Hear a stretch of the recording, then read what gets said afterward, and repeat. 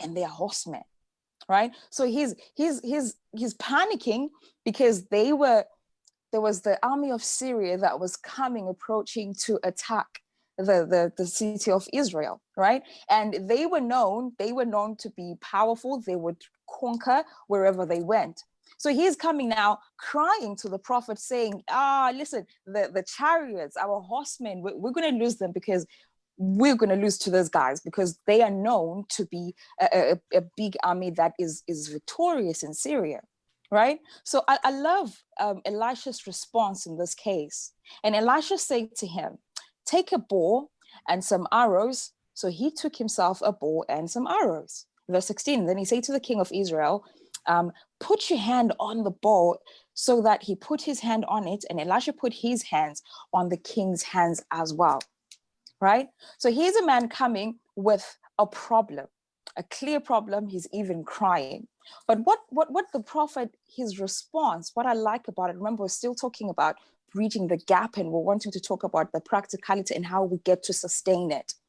So he could have just given him a word. He could have just said to him, oh, you're going to get the victory, or the Lord will be with you, because in the past, we've seen experiences like that where he just speaks a word of encouragement to tell them about what will happen or what the outcome would be. But in this case, it's almost as if he wants to get the king Joash out of apathy so he can learn to fight for himself, considering that he was going to be gone anyway at this point. Right? And it's almost as if he's saying to him, stop crying, man up, man up.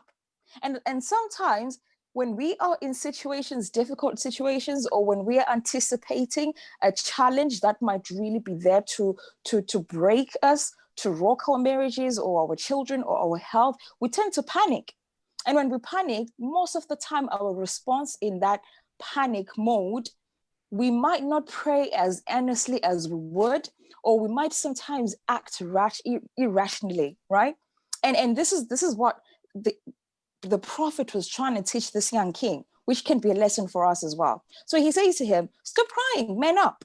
So this is what I want you to do. Practically pick up the bow and arrow, right? So there he is, he picks up the bow and the arrow, and as he's holding it in the way you would, the prophet comes and he places his hands in the hands of the prophet as well, in the hands of the king, in the same position of the bow and arrow. Sister Majoni earlier on was talking about how older women should be there to teach younger women. And I like that. So it's almost that experience of saying, while young women will hold the bow and arrow, learning on how they could be the great mothers that you are, great wives that you are. And sometimes it just means to hold somebody by the hand, right? To show them what to do or the way in which they could go. So this is the experience that the prophet is giving to the king, but he wanted him to take responsibility for what was about to take place. Let's continue reading again. So we're now in verses 16. So he told him, put the bow and arrow, and he holds his hands. And then he says to him, verses 17, open the east window. Key part. Open the east window, and he opened it. Then Elisha said, shoot. And he shot. And then he said, the arrow of the Lord's deliverance and the arrow of deliverance from Syria, for you must strike the Syrians of Aphek till you have destroyed them. So as he's helping him to hold the bow and arrow, he tells him, open the window. It was specifically on the east side because that's where the Syrian army will be coming from.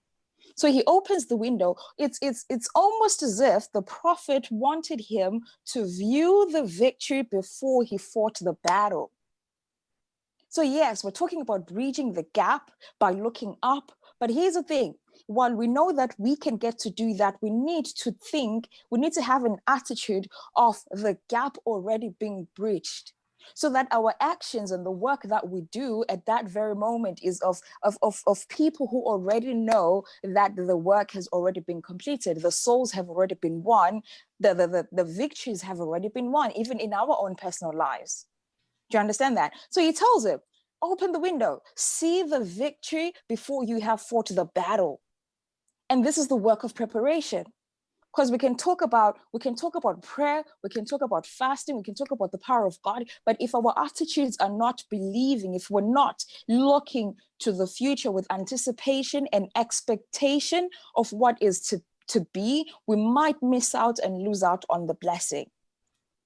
So we should be able to have a preview of heaven's agenda even in our own personal lives, to see the direction of where our destinies lie. And we can do that by partnering with the Holy Spirit.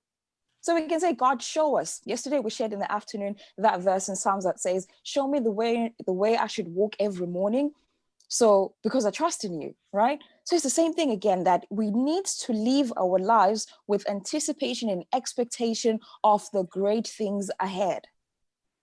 So yes, we're speaking on the evangelism aspect of it, but also in our own personal struggles, in our own personal trials and battles that we're yet to face. We need to be Christians who have that attitude, who have that mindset of victory even before the battle has been won. You see, a man or a woman who thinks this way, the way they pray or the way they act, even in the midst of a trial where some people would be expected to break down, they would still be able to keep their head afloat in a situation. People be wondering, how come you're able to smile? How come you're able to keep calm in this situation when you should be giving up? Or what have you. I know you probably have experienced that, or some of you might be going through that experience. So the encouragement here is open the east window and look with anticipation where your victory lies. In other words, look towards the God that you know. We're talking about looking up to him and bridging the gap, the one you know will help you to fight the victory. So our attitude has to be different. Our mindset has to be different. When our mindset is at the right place, then our actions every single day will reflect that as well. So he told him, open the window. And by opening the window, he also told him, shoot the shot. So he's holding the bow and arrow in that position, and he tells him, pull the bow, shoot the shot. When you have expectation, you talk about it, but you also pray and act in accordance to your prayer. So some of us, let's give an example of somebody who's praying for healing, or you're praying for a job or something. But most of the time our language is constantly talking defeat. So we need to pray for what we want, but also talk as in accordance to the prayer. So you can't pray for victory over, let's say, for example, depression, for example, but constantly you're speaking and talking like somebody who is depressed anyway. So speak that cheerfulness in your life, speak the power in your life, even before you get the experience. So he told him, shoot the shot. And when he was shooting the shot, he was telling him, he was basically declaring that, no, while you're shooting the shot, don't focus on the king, Aram, who's coming, the king of Syria, who is coming to attack. Don't focus on the problem, but focus on the arrow and what the arrow symbolized. And in this point, it was the arrow of deliverance. I don't know what kind of deliverance you need, but you don't focus on the problem when we're talking about bridging the gap in the practical way and what we can do every single day. We don't focus on what's going on around us, the crucible that we're in.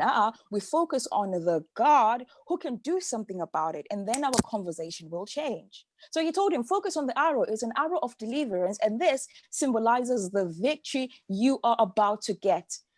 You know, that was so powerful. And he needed him to adjust his mind to see that.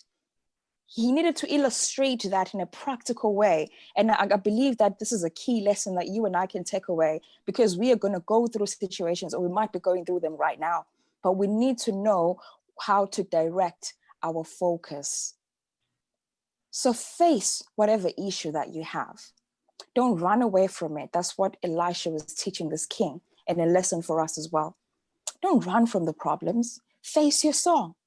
If it's a problem in your marriage, or if it's children, don't run from it. Face it. You face it head on, aiming at the faith that you have, and watch God being able to do the work for you, right?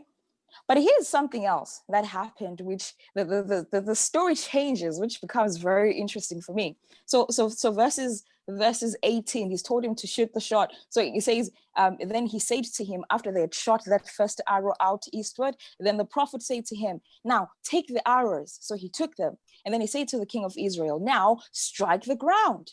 So remember, at first, he had to have the bow and arrow, and he pulled it towards the window. So that's the direction an arrow is supposed to go anyway. So he shoots and it goes out, and then he sees what, and then is told the symbolism of that. But then the prophet does something else which is out of the ordinary. He tells him, now take the arrows again, but this time around you're not shooting out.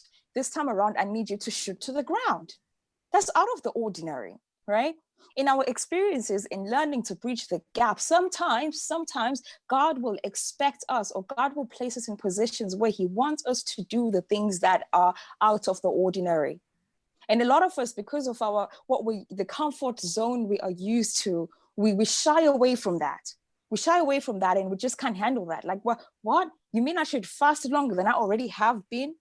You mean I should stop being angry at what this person did? You mean I should let go of bitterness? I don't know what the experience will be, but God's saying sometimes you will have to readjust the method before you can see your blessing. I don't know if that makes sense.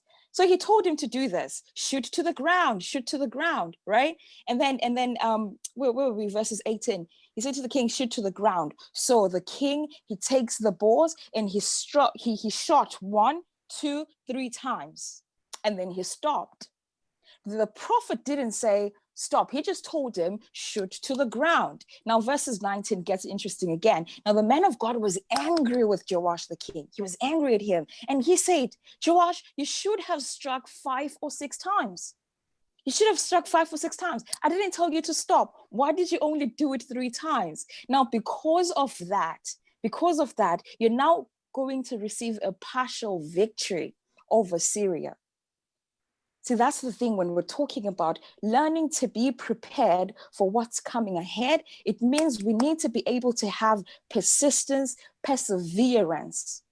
So we have retreats like this, we have programs like this, where we will come and gain a blessing, and then we will on a spiritual high, but it doesn't last. Next week, we're just back to normal again. So this lesson was, listen, he was telling him, listen, Joash, if you had persisted, I didn't tell you to stop, I just told you shoot. And it could be that in your situation, God is saying, hey, listen, I know that husband of yours is bothering you. I know he's a difficult man. I didn't say leave. I didn't say retaliate. I just said, stay there, be humble, and do your part. That is hard. And that's the preparation work that happens. So in this case with Joash, he could have got the victory, but he needed to learn the lesson that, listen, what you do, what you say, and how you act determines sometimes the outcome of your situation. Because brothers and sisters, it's not that God is not powerful enough to pull you out of that problem or whatever challenge you might have later on. It could be finances, it could be immigration issues, it could be, I don't know. You can think of it all that you've gone through. It's not that God can pull you out of it, but sometimes God says, I work with what you give me. I can't bless you with a blessing that is bigger than the faith you currently have. I remember back in the day when I was in Zim, there was a group of ladies who did a Sabbath school presentation, and they had brought different containers, and then they had a small mug, they had a slightly bigger jug, and then they had a bucket, and then they also brought a drum, right? And they demonstrated that we all bring our containers, right? And then God will fill to the brim whatever container we bring. So you have your little cup, which is your little measure of faith. God will fill that, but he's not going to give you a jug's worth of blessings when you have only brought a cup. I thought that was quite brilliant, and I still remember it now. So it's the same thing again, that sometimes we are holding back the blessings and the experiences that could be phenomenal in our lives. But God says, I cannot give you what you cannot handle, but also you have to play your part. So yes, sometimes we pray only so far, and then we hold back. We fast only so far. And then when we don't see the answer at the time we want, we hold back. And then we think it doesn't work, or we think the Holy Spirit is not with us. It's not that. Sometimes we have to readjust our methods.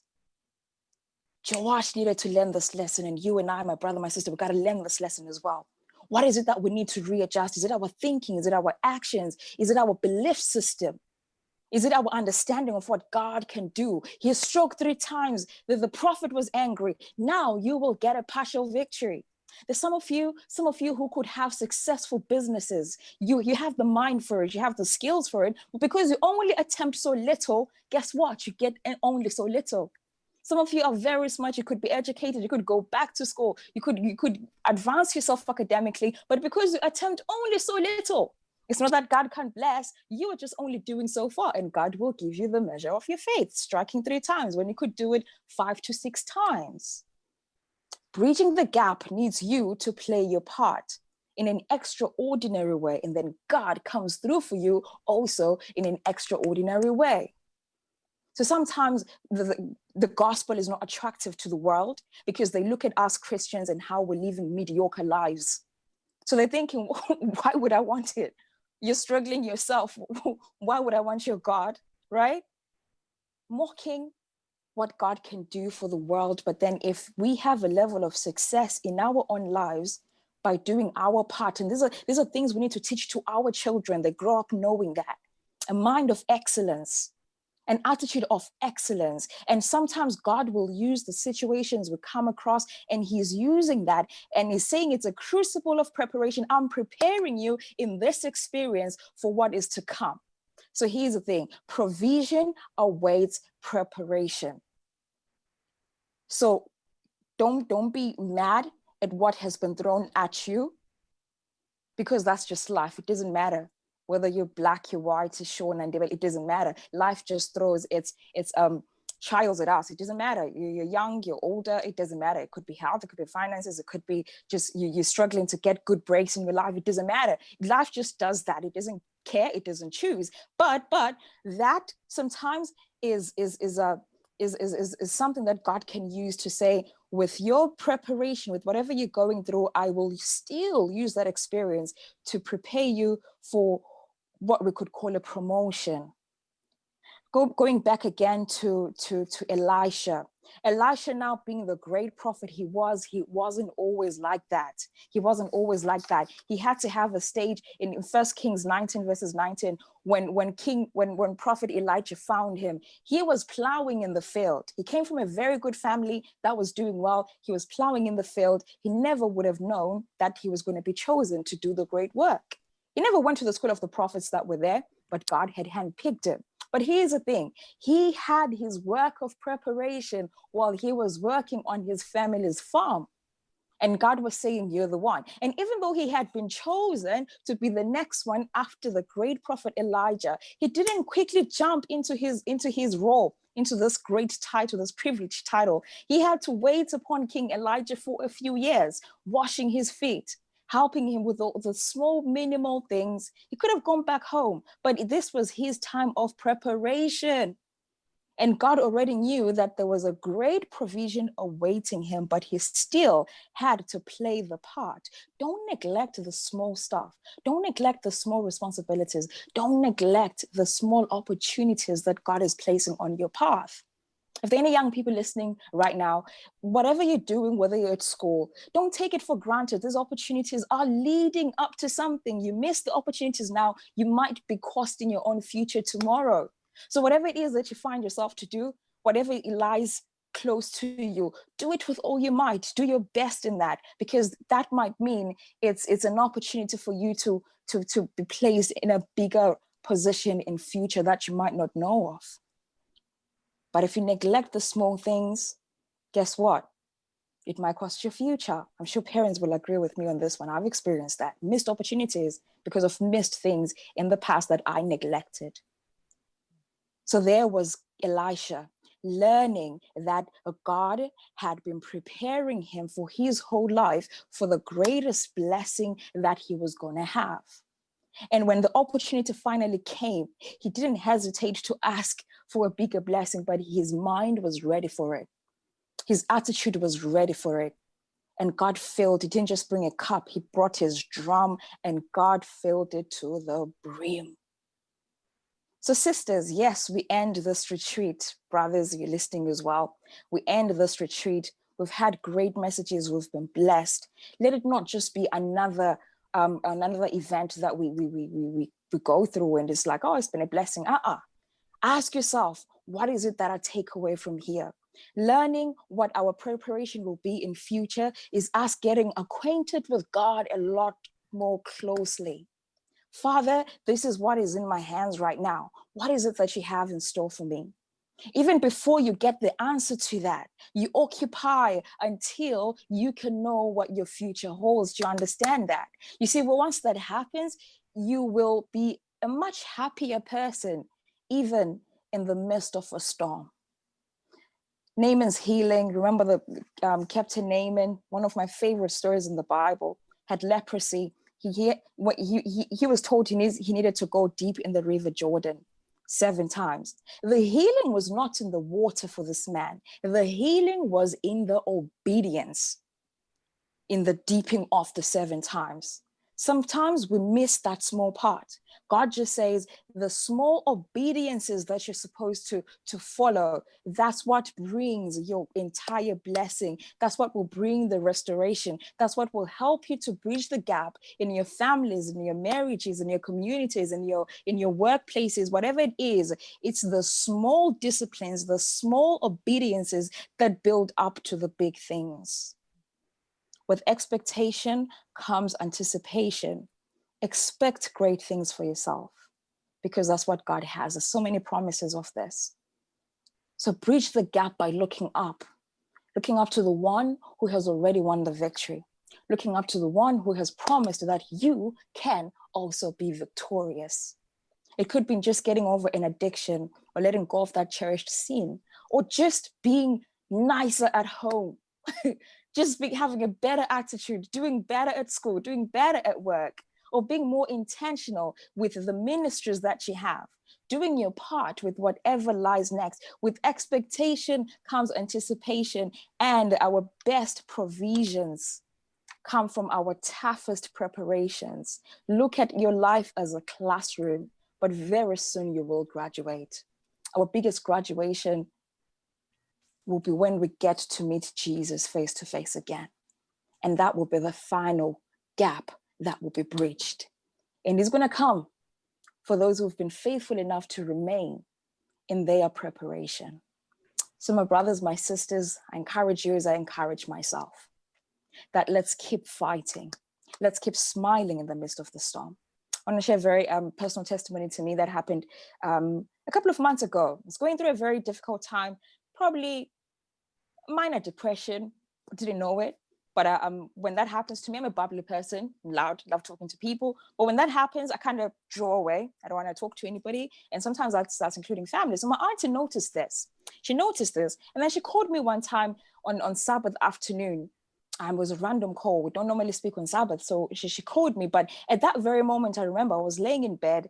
I didn't want to listen to a sermon. I didn't want to take part in any churchy thing on a Sabbath. I was just in bed, just feeling sorry for myself. So she calls. I accidentally answered the phone. I didn't intend to. I accidentally answered the phone. But I remember that even though I was laying down, I was just a small part of my mind was just thinking, God, I don't know what's wrong, but just help me to snap out of it, right? So she